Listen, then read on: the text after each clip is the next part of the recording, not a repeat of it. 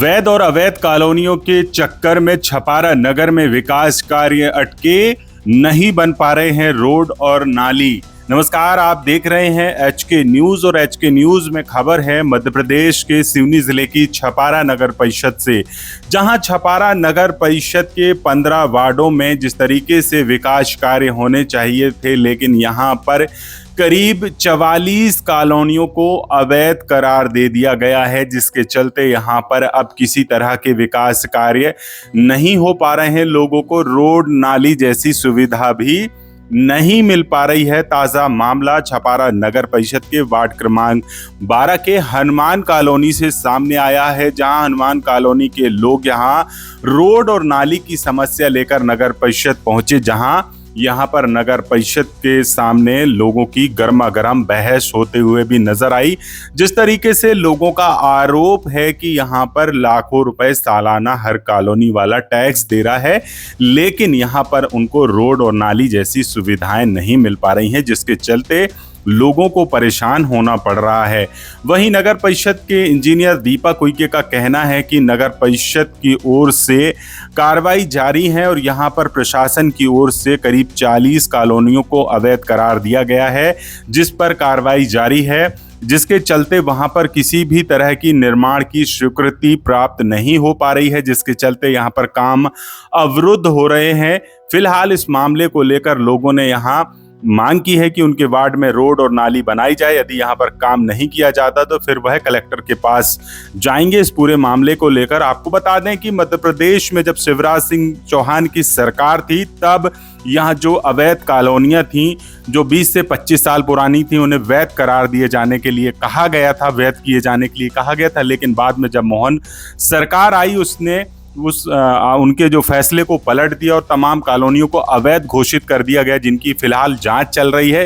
इन जांचों के चक्कर में लोगों को सुविधाएं नहीं मिल पा रही हैं। फिलहाल यहां पर लोग अपनी मूलभूत सुविधाओं को लेकर किस तरीके से परेशान हो रहे हैं, देखिए आप भी वीडियो में। मुद्दा हमारे हनुमान कॉलोनी से हैं हम लोग, और हम लोग सिर्फ इसलिए आए हैं यहाँ नगर परिषद में कि यहाँ हमारे मोहल्ले में इतनी ज़्यादा समस्याएं बन चुकी हैं, ना रोड है ना नाली है, पानी भर जाता है पूरा। अभी भी आज भी तालाब भरा हुआ है, मच्छरों का अंबार है, लोग बाग बीमार पड़ रहे हैं, गाय बीमार पड़ रही हैं। दो गाय गड्ढे में गिर के मर गई, वो स्वयं मेरी गाय हैं। और ऐसे कई लोग गिर रहे हैं और वहाँ पर परेशानी, इतनी ज़्यादा परेशानी है। लेकिन हमेशा आते हैं हम लोग, ये लोग बजरी डलवा देते हैं, काट ट्राली वाली, बाकी इसके बाद में पूर्ण मतलब हमको इसका ट्रीटमेंट समाधान नहीं मिल पा रहा है। तो हमारा बस यही निवेदन है शासन से और नगर परिषद के अधिकारी कर्मचारियों से कि भैया कम से कम आप लोग हमारे मोहल्ले की समस्या वैकल्पिक व्यवस्था ही बनाइए, कुछ भी कीजिए। इसके बाद ये लोग कोई काम नहीं दे रहे, सिर्फ यही कहते हैं और टैक्स पूरा ले रहे हैं। अवैध कॉलोनी है, जबकि अब हमारी कॉलोनी 2016 से पहले मतलब की है, जबकि शिवराज सिंह चौहान जी ने ये बोला था कि 16 से पहले की जितनी भी कॉलोनियां हैं उनको वैध किया जाए। लेकिन यहाँ ये कोई सुनने वाला नहीं है। यहाँ पर न किसी ने कुछ किया आज तक। उसकी प्रक्रिया पूरी तो यही हालत है। अब हम आगे के लिए कदम उठाने को तैयार हैं। अब क्या करें, कलेक्टर के पास जाएंगे और नहीं सुनाई होगी तो फिर हम अपना फिर सब लोग और कहीं के लिए कूच करेंगे। पानी की समस्या, पानी भरा जहाँ तहाँ, वो पानी से मच्छर पनप रहे हैं और लोग बीमार पड़ रहे हैं। इसके साथ में वहाँ पर रोड की भी कमी, रोड में जहाँ तहाँ गड्ढे, कई बार जैसे डॉक्टर बनर्जी साहब उधर आगे जाते हैं, उनके घर तक जाने में बहुत परेशानी, 2-3 बार उनकी स्कूटी स्लिप हो गई, गिर गए। और वहाँ पर कोई इसकी सुनाई करने वाला है नहीं। जब भी कभी विकास की बात करो तो सीधे कह देते कि अवैध कॉलोनी है। यदि बाय द वे अवैध कॉलोनी है तो वहाँ से आप विकास शुल्क ले रहे हो, टैक्स ले रहे हो, नल का कनेक्शन कैसे दे दिए वहाँ पर? जब कॉलोनी यदि अवैध है तो आपको नल कनेक्शन नहीं देना था, और टैक्स जब नल कनेक्शन दे दिया आपने, वहाँ खंबे लग गए बिजली का, और निर्माण की जो स्वीकृति दे रहे हो, और निर्माण की स्वीकृति देने के बाद भी फिर यहाँ से नोटिस चला जाता कि आप अवैध निर्माण कर रहे हो। मैं खुद इसका भुक्तभोगी हूँ। यहाँ से मैंने निर्माण की स्वीकृति लिया, टैक्स दिया, उसके बाद मुझे नोटिस गया कि आपका जो निर्माण है वो अवैध है, आपने किसके मंजूरी से आप अब कर रहे हैं। तब लाके मैंने वो मंजूरी देखा, जब जा करके वो नोटिस का मतलब वो पालन हुआ। तो इस टाइप की ये कर 41 से 42 अवैध कॉलोनियाँ राजस्व विभाग द्वारा चिन्हित किया जाकर नगर परिषद के गठन उपरांत प्रदाय किए गए हैं, जिनके लेआउट और डीपीआर तैयार किया जाकर प्रारंभिक एवं अंतिम प्रकाशन किया जा चुका है कलेक्टर महोदय के आदेशानुसार। अब इसके पश्चात उसकी अंतिम प्रकाशन की कार्रवाई की जानी है। अंतिम प्रकार वैध की प्रक्रिया पूर्ण होने के बाद कॉलोनियों में जो भी मरम्मत कार्य, जो कार्य अधूरे रहे हैं, जिससे लोगों को परेशानी हो रही है, वो कार्य पूर्ण कराए जा सकेंगे। बनी ही इसलिए है कि सब लोगों को सुविधाएं दे सके। वो टैक्स पटाते हैं, ये चीज़ हम भी समझ रहे हैं।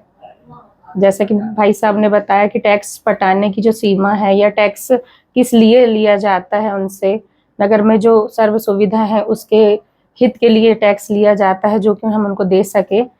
लेकिन जो कॉलोनीनाइज़र है, कॉलोनीनाइज़र को ये चीज़ नगर परिषद में आकर के समझनी पड़ेगी और समझानी भी पड़ेगी और अपनी जनता को भी समझाना पड़ेगा, क्योंकि हम लोग उस वार्ड से चिन्हित होकर के आते हैं, तो हमारा काम है उनको सारी सुविधाएं देने का। लेकिन कॉलोनीनाइज़र की कुछ त्रुटियों के कारण हम वो सुविधा उनको देने में असमर्थ हो जाते हैं। जैसे कि अब वो लोग कहते हैं कि हमने दान पात्र में दे दिया है। कॉलोनी आप बेचते जा रहे हो, आपने क्या चीज़ दान पात्र में दी है? रोड आपने दान पात्र में दी, आप बाकायदा अपने प्लाट बेच रहे हो, उसमें आपने ना ही तो कोई गार्डन निकाला है, ना कोई मंदिर निकाला है, ना ही तो नगर परिषद को आपने कोई टैक्स दिया है उस चीज का। नगर परिषद किस आधार पे कॉलोनियों का विकास करेगी?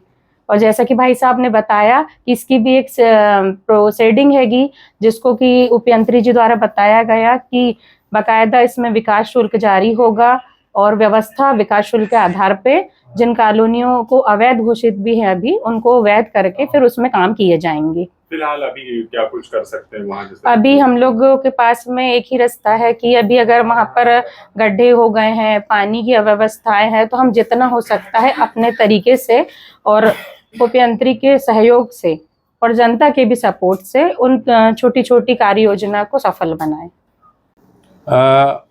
नगर परिषद छपारा के लगभग 45 कॉलोनियाँ जो हैं वो शासन ने अवैध घोषित करके रखी हुई हैं, और उन अवैध कॉलोनियों के लिए अभी कलेक्टर साहब के नए दिशा निर्देश आ रहे हैं कि जो 2016 के पहले की कॉलोनियाँ हैं उनको चिन्हित करके उनका 2 बार प्रकाशन भी हो चुका है, और अंतिम प्रकाशन के बाद उन पे जो उस कॉलोनी का पूरा विकास होगा वो कितने राशि का होगा, कितना उसमें कार्य पूर्ण करने हैं, उस आधार पर जब राशि निश्चित होगी तो फिर वो कॉलोनीनाइज़र या वहाँ के रहने वाले निवासियों से विकास शुल्क लेकर और फिर उन कॉलोनियों में विकास करने का एक ऐसा शासन का एक निर्देश और नियम बनाया गया है।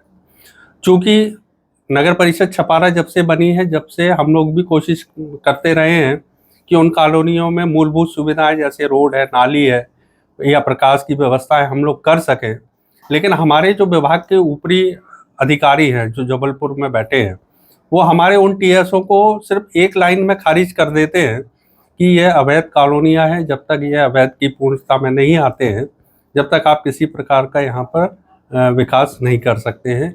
इन कारणों से नगर परिषद की बहुत सी कॉलोनियाँ विकास से वंचित रही हैं, और हम लोग भी प्रयासरत हैं कि कलेक्टर महोदय उस पर जल्दी से जल्दी कोई निर्णय लेकर और संज्ञान में लें, जिससे कि उन अवैध कॉलोनियों को हम वैध करके और उनमें अच्छा विकास कार्य कर सकें। टैक्स भी लिया जा रहा कॉलोनियों में, लेकिन इसके बाद अधिनियम के तहत ये है कि हम इस नगर सीमा के अंदर जो भी निवास करता है उसको टैक्स देने का एक नियम है कि उसको देना ही है, भले ही वो अवैध कॉलोनी में रह रहा हो, चाहे उसको कोई सुविधाएं मिल रही हो ना मिल रही हो। उदाहरण जब हम पूछते हैं कि इसका ऐसा क्यों है, तो ये माना जाता है कि जब वो अपनी अवैध कॉलोनी से जब वैध कॉलोनी में रोड पे आता है तो क्या वो रोड का उपयोग नहीं करता, क्या वो यहाँ के प्रकाश का उपयोग नहीं करता, क्या वो यहाँ आकर गंदगी नहीं फैलाता, बाजार से कोई चीज़ खरीदता है तो खरीद कर कागज पन्नी वो फेंकता है। तो इस नाम पर शासन का निर्देश है या अधिनियम है कि जो भी नगर सीमा में रह रहा है, भले ही वो कच्चे मकान का हो चाहे पक्के मकान का, उसको टैक्स देने का एक अधिकरण रहता है, नियम है कि उसको टैक्स तो देना ही होगा।